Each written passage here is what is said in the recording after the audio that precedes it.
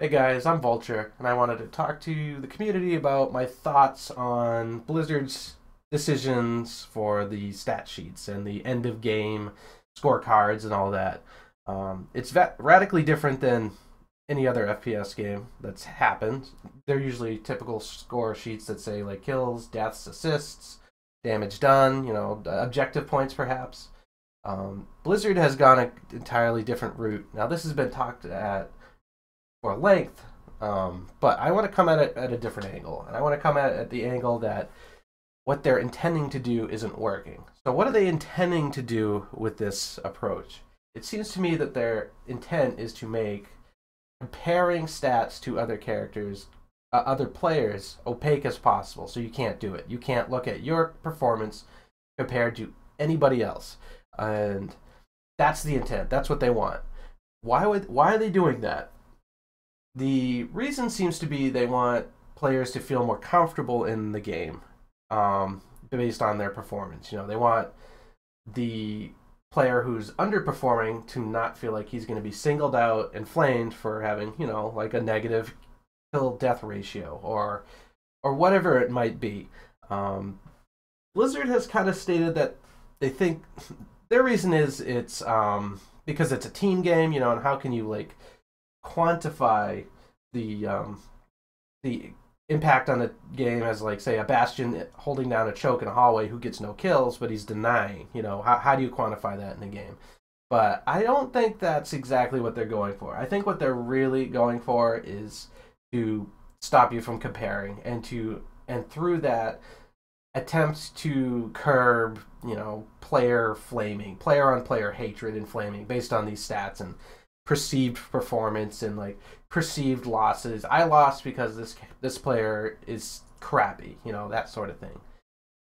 However, I think it has completely failed at that. It is completely not living up to its design, if that is its intended design. I say that because I think what used to be based on stats, the blame and like the angst and like the hatred on stats has moved. It's moved onto player character choice.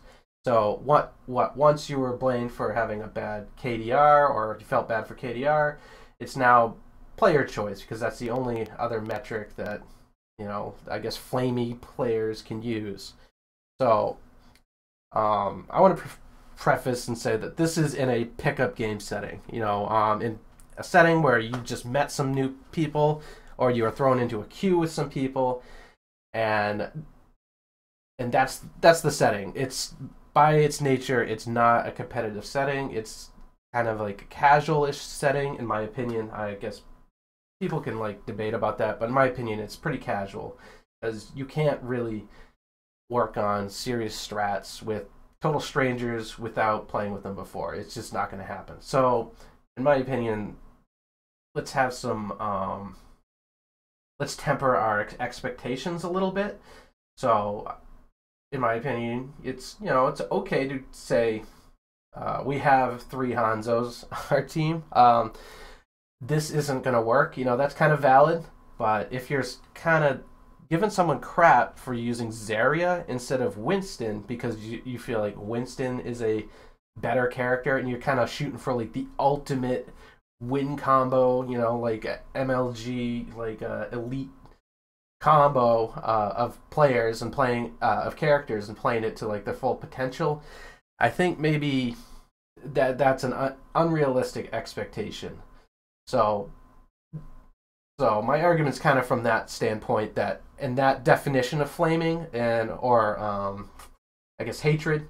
It's okay to like make suggestions and say like this character choice isn't helping us or these character choices aren't helping us, but there's for the most part it's kind of unwarranted and you're kind of being a dick by telling someone how they should be playing a game in a casual pickup game setting. I mean, you're basically telling someone how to play to make your play like more fun. That seems a little selfish and dickish to me. So I'm working off of that definition right there of character based hatred, I guess, or character based flaming. which used to be like kill, death, flaming. So it seems to me that the community is, or people and players are going to get pissed at their teammates no matter what happens in the game. And I feel like this scorecard system, it's not worth the absence of information for the sort of perceived payoff that we're supposed to be getting as far as like a not toxic community. I understand the intent for Blizzard to like remove toxicity in a game and like how important that is. I mean, it's really important. And no one wants to play a game with dicks. No one wants to do that. But I think that this implementation and this, what they're doing with the scorecards, isn't cutting it. It's not going to do it.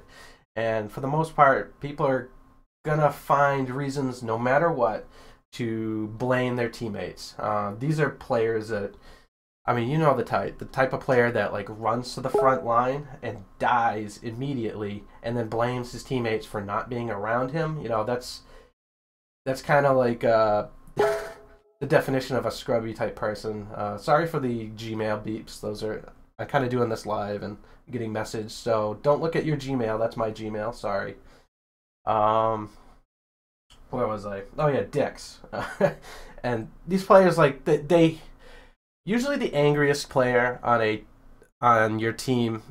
If someone's angry, it's because they're dying a lot and they're unhappy with what's happening in the game. And if they're angry, it's probably because they're not doing something right. If they're angry, they're unhappy with what's happening in the game, usually based on what they're doing. So when you're angry, you look for reasons to blame people around you, and you don't look for like the actual reason for why you're losing. So a lot of times you just go like, oh, I gotta look tab. What's going on the tab sheet on the scorecard? What there could tell me about why I'm having an unhappy play session, you know? And those are just stats, and so people will be based on either stats or, you know, character choice. So they look there and they go, this Zarya, this player playing Zarya, fuck them. You know, if this was Winston, I'd be alive more and I'd be more effective. And that misses the point. And the point is, you're supposed to look at overall what's happening. Maybe that scorecard isn't going to tell you that Zarya has like pretty strong synergy with a Roadhog, and they're getting a lot of work done, and they're getting 80% of the kills, and they're zoning out a lot of the map. And what you're doing is kind of not holding up your end of the bargain. So since that's hard to do, it happens pretty frequently. It's hard to do that. It's hard to look at yourself and say, I'm sucking. I'm the one that's sucking. I mean, it's hard to do. So you just look at the stats and do that. So, and that's a little rant about like the type of player that looks to blame teammates for their losses. Blame teammates in an angry way, I should say. They can't look at themselves and what their contribution is, so they look around and try to blame anybody else that's there or any stat that they see. So those people are going to exist in a game no matter what you're playing. They're just going to exist. They're going to find a reason, no matter what the reason is, to make themselves feel better about losing in a pickup game, as if like you're supposed to be winning all the time. But something else I noticed about this character based blaming is it's sort of making some characters easy to pick on. I could swear like every third game that I play Hanzo, someone's giving me crap and saying I'm not holding up my end of the bargain. I'm causing the team to lose or whatever. It's Hanzo. He gets blamed because people don't seem to understand like what his role is, that he's for picks or whatever. They just see him as a weak character. Or Zarya, like I kind of used as an instance earlier. People don't. They say she's a bad tank. Yeah, she is kind of. She's bad at being a tank, especially compared to Reinhardt and Winston. But she has a role, and that role she might be filling adequately and contributing to her team adequately. But it's not going to be noticed by this type of person. Who else is like that? Zenyatta. People like to pick on Zenyatta players because it's not Lucio. Like, you know, like we all have to play like the best OP character to win 100% of the time in pickup games. Like, come on, let someone play Zenyatta. He's not weak. Uh, he's fine. Who else is like that? Torbjorn. People give you crap for using Torbjorn. People give you crap for using Mei. Like, why are you using Mei? Um, Even on defense, why are you using Mei? Mei is why we're losing. This Mei player, geez, if it wasn't for them, I'd be winning and having a good time.